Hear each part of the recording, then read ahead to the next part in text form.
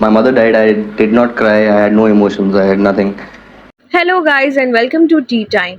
आज हम बात कर रहे हैं इंडस्ट्री के बहुत ही बड़े सुपरस्टार संजय दत्त की लाइफ के बारे में। संजय दत्त एक ऐसे एक्टर हैं जो कि फेमस एक्ट्रेस, फेमस पेरेंट्स के बल्कि बच्चे हैं। उनकी मदर नरगिस और उनके फादर सुनील दत्त ने इंडस्ट्री में बहुत ही ज़्यादा नाम कमाया है। उनकी लव स्टोरी भी बहुत फेमस है, उसके बारे में किसी दिन बात करेंगे।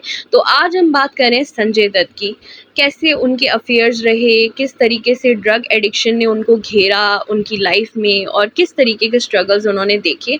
आज हम इसके बारे में बात करेंगे और किस तरीके से वो उस चीज़ में से निकले, वो जेल भी गए और काफ़ी सारे इंसिडेंट्स हैं उनकी लाइफ के। तो आज आइए जानते हैं। Where I was sitting in the group, and all of a sudden this guy started playing the tape.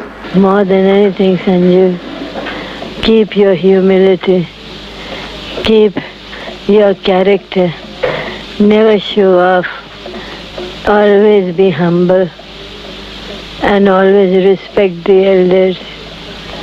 That is the thing that is going to take you far. And that is going to give you strength in your work. And I heard my mother's voice, when she was in hospital in New York, advising me and telling me things, and how much she loved me and how much she cared about me, and how much she expected from me. And I think after 2 years I just burst out and I cried and I cried and I cried for about 4-5 hours. All that thing which was inside of me, I just took it out, and once that happened, I was a changed human being.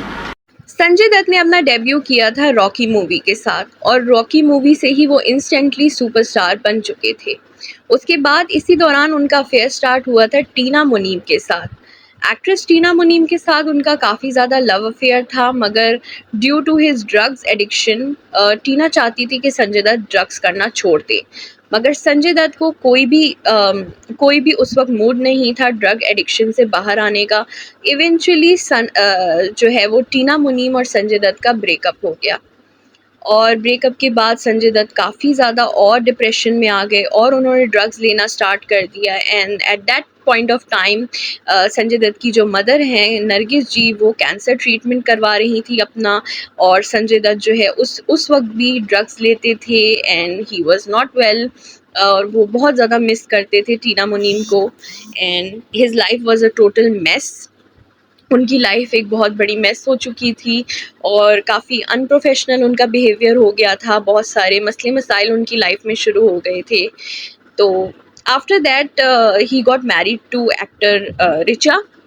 तो actress Richa से उनकी फिर शादी हो गई थी और फिर संजय दत्त को उनसे एक बच्ची भी पैदा हुई, त्रिशाला, जो कि अब अपने नाना नानी के साथ रहती हैं।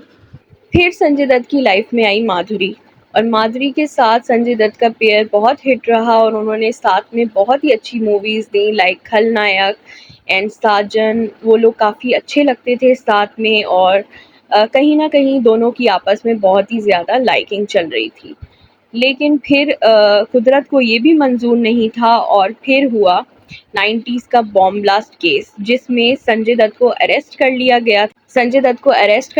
क्योंकि उनके पास थे इलीगल वेपन्स, इलीगल आर्म्स उन्होंने रखे हुए थे, जिसकी वजह से उनको अरेस्ट कर लिया गया। और फिर उसके बाद कहते हैं कि संजय दत्त और माधुरी की लव स्टोरी वहीं ख़त्म हो गई, बिकॉज माधुरी ऐसे पर्सन के साथ नहीं जो है वो लव अफेयर अपना कंटिन्यू करना चाहती थी, जो ऑलरेडी जिनका नाम इतना ख़राब है।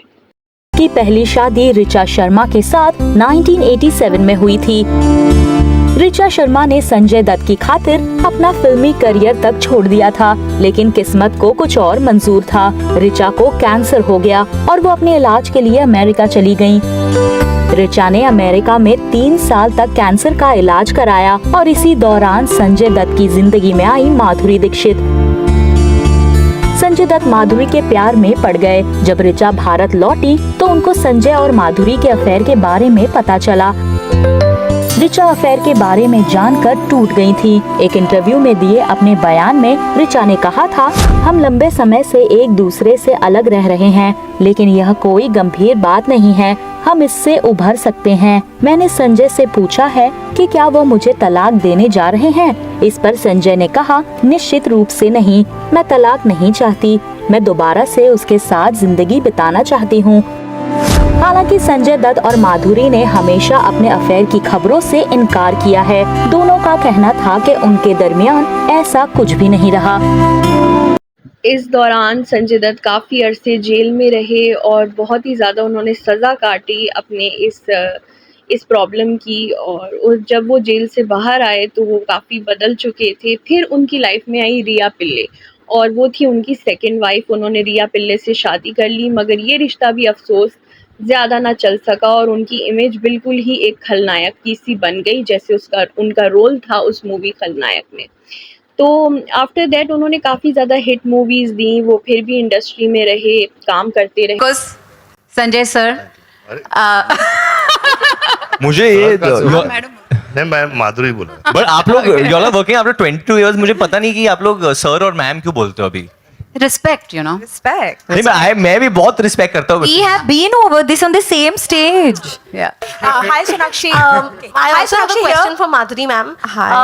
Ma'am, Alia and Varun had danced on your recreated number Tamma Tamma. In fact, even Sanju sir was there. And when that video had come out, everybody was waiting when you all three would come together, and then eventually all four. Now that you all four have come together, how was the experience of working? Wonderful. I think it was fate.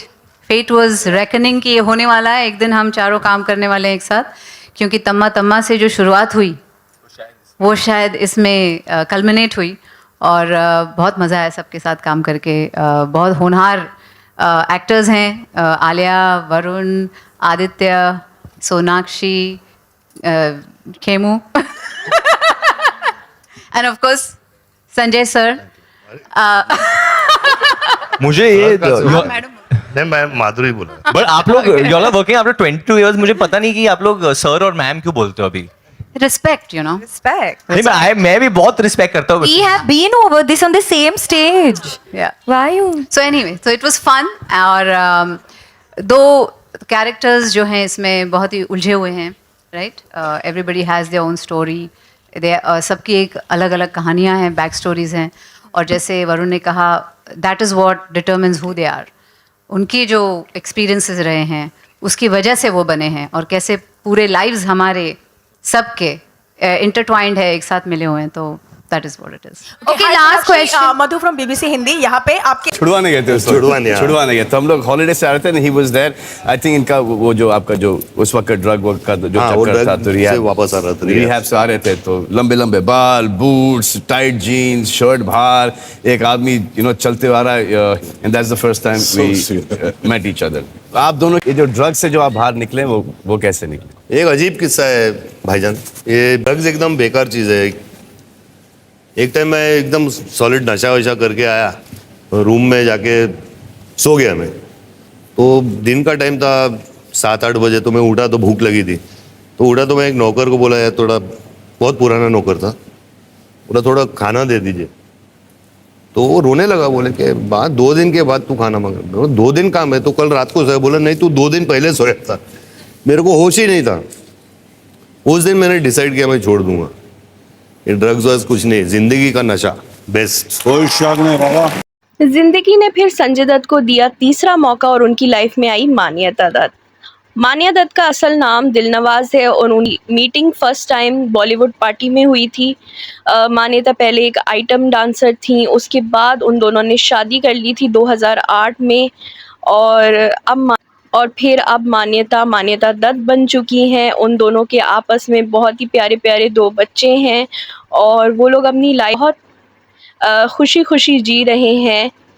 तो guys, Sanjay Dutt की life में बहुत ज़्यादा ups and downs रही हैं, बहुत ज़्यादा उनको एक स्ट्रगलिंग फेस से अपना गुजरना पड़ा है, ठीक है। उनकी लाइफ बिल्कुल भी आसान नहीं थी। रिसेंटली उनको कैंसर भी डायग्नोज हुआ था और वो कैंसर ट्रीटमेंट करवा कर भी लौटे हैं, but at the end of the day he came out as a winner and वो सबको यही समझाते हैं कि मेरी गलतियों से सीखें। तो गाइज़ आज की वीडियो के लिए इतना ही। ये थी interesting video on the superstar Sanjay Dutt life. अगर आपको ये वीडियो अच्छी लगी है तो चैनल को प्लीज़ सब्सक्राइब कर दीजिएगा ताकि इस तरीके की इंटरेस्टिंग वीडियोस आपको दोबारा भी देखने के लिए मिलूंगी आपसे नेक्स्ट टाइम नेक्स्ट वीडियो के साथ। Take care, bye bye.